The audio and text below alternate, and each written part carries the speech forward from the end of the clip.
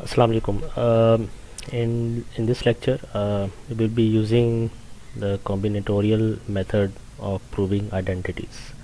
So let's start with the very first example.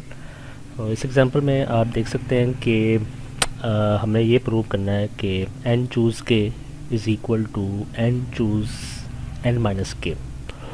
और last lecture में हमने देखा था कि this is basically a short way of writing n factorial divided by k factorial n minus k factorial. Okay, using algebra and some formulas, जिस तरह ये formula मैंने लिखा है, you can easily prove that left hand side is equal to right hand side. लेकिन हमने इस तरह नहीं करना, इस लेक्चर में हमने ये नहीं करना, इस टॉपिक में हमने ये नहीं करना भी। What we want to do is मैं कहता हूँ कि in order to prove left hand side is equal to right hand side, मैं लेता हूँ एक set S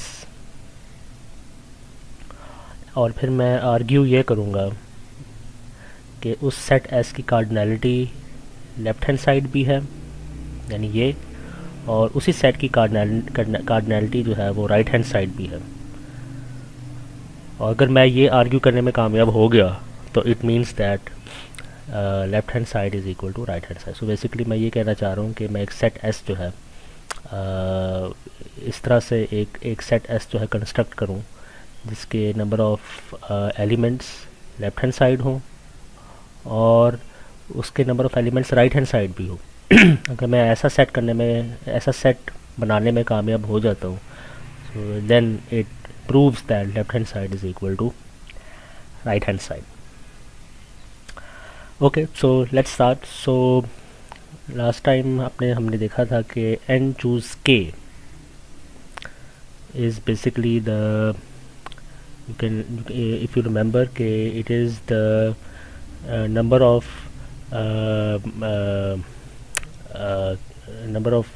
n bit strings. It is the number of n bit strings, first blank, second blank, and so n bit strings with exactly k ones.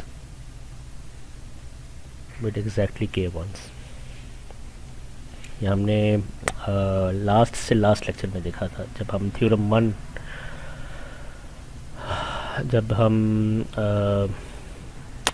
Theorem 1 को discuss कर रहे थे। तो आपको दिखा देता हूँ कि हमने यहाँ पे इसको कहीं देखा था, right over here. yes, so over here we saw this one. Okay, so n choose k is the number of n bit strings with exactly k ones.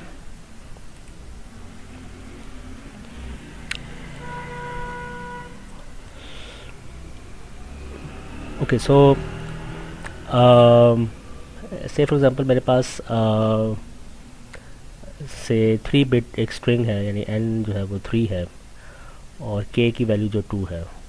So how many 3 bit strings are there with exactly 2 ones?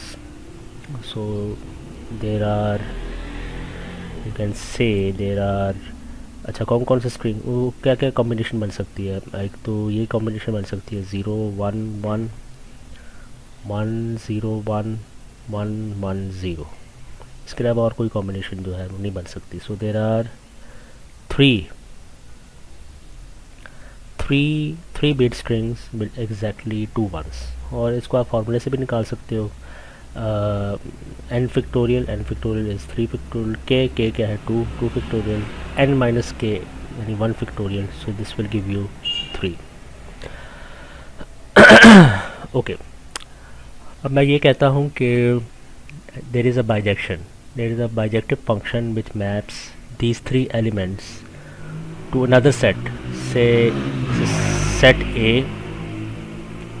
is set A, and it maps all of these elements to a set say S, और उन set S के elements क्या हैं? This element is mapped to an element of set S where you replace 0 by 1 and 1 by 0. 1 0 0।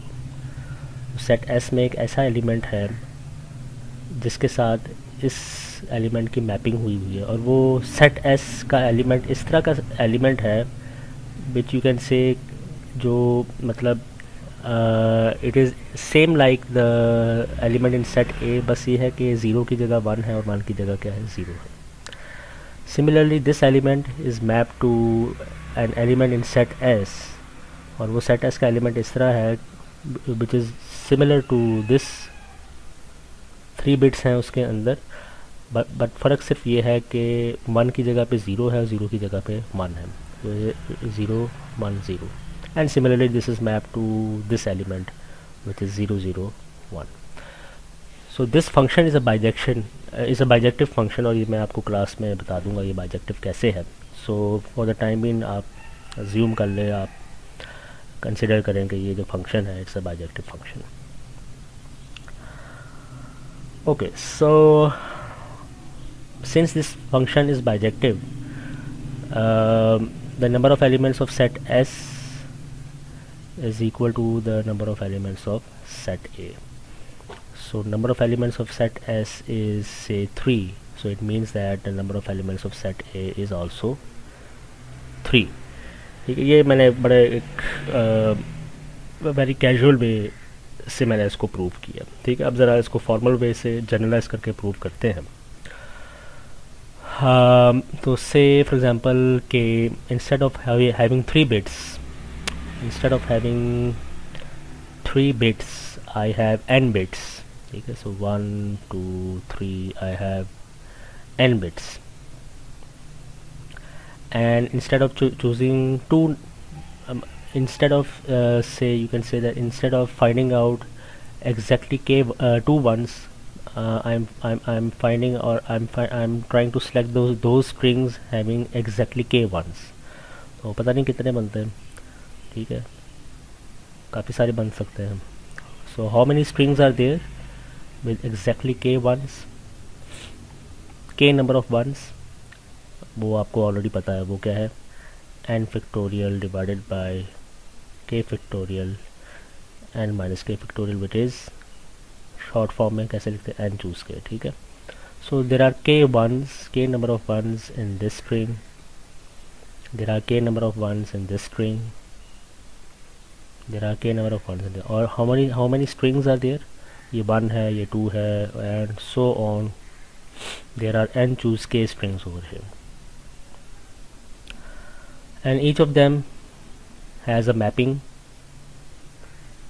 to set s elements, और वो set s elements ऐसे हैं, set s elements में भी क्या है, set s elements में जो string की लेंथ है वो n bit है, string की length n bit, so this is the first blank, this is the second, this is n bit blank।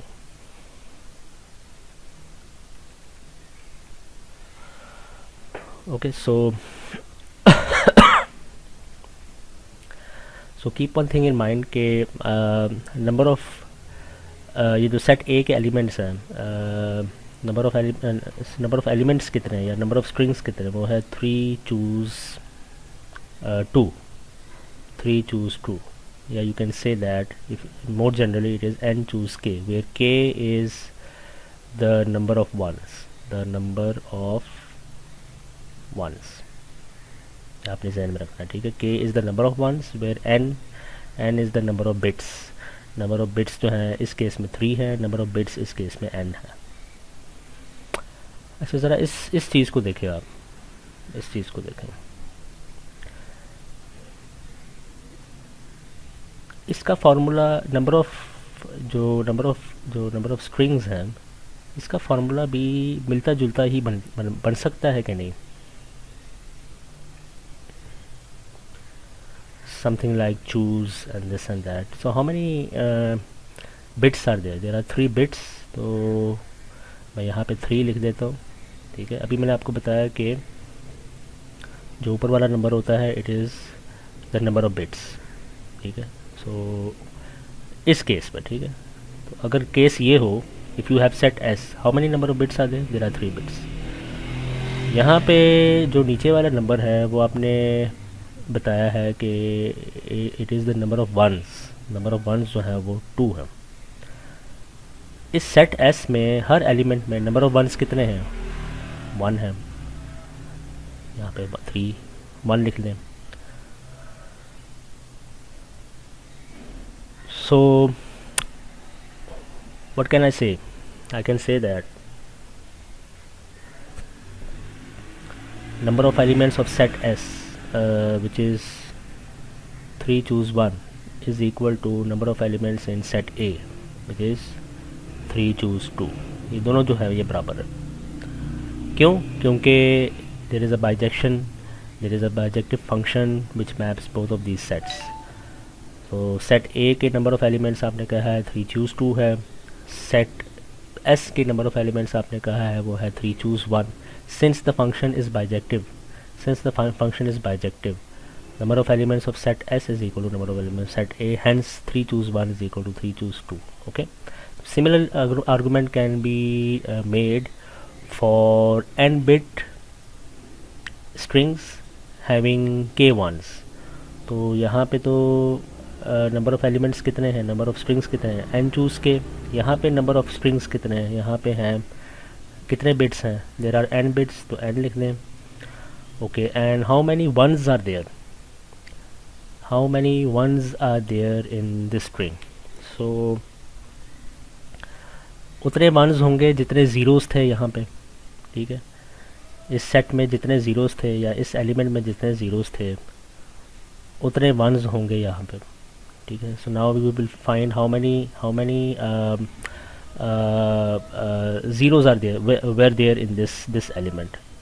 तो इस एलिमेंट में अभी आपने बताया कि नंबर ऑफ़ वंस जो है वो k है, तो नंबर ऑफ़ ज़ीरोज़ कितने होंगे? नंबर ऑफ़ ज़ीरोज़ होंगे n माइनस k।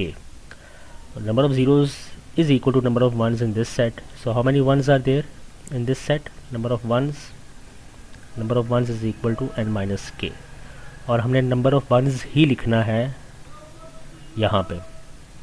जो नीचे वाला नंबर होता है इस नोटेशन में वो नंबर ऑफ़ वंस ही होता है। So now what you can say that since the function is bijective, mapping set S to set A, you can say that cardinality of set A is equal to cardinality of set S। cardinality of set A क्या है? वो है n choose k, and cardinality of set S क्या है? वो है n choose n minus k, and hence proof हो गया। ठीक है, आई hope you got this point. And this way of proving identities, ये एक आइडेंटिटी है जिसको हमने प्रूव किया है। This way of proving identities is called combinatorial proof. ठीक है, सो टेक्निक जो है वो ये है कि in order to prove left hand side is equal to right hand side, एक सेट ले लें आप और फिर बहस करना शुरू कर दो कि उसकी जो कार्डिनैलिटी है वो लेफ़्ट हैंड साइड भी है और राइट हैंड साइड भी है। And for that purpose we introduced a bijective function. एक बाइजेक्टिव फंक्शन हमने इंट्रोड्यूस किया और ये सारा जो है वो प्रूव किया। So I hope you got this point.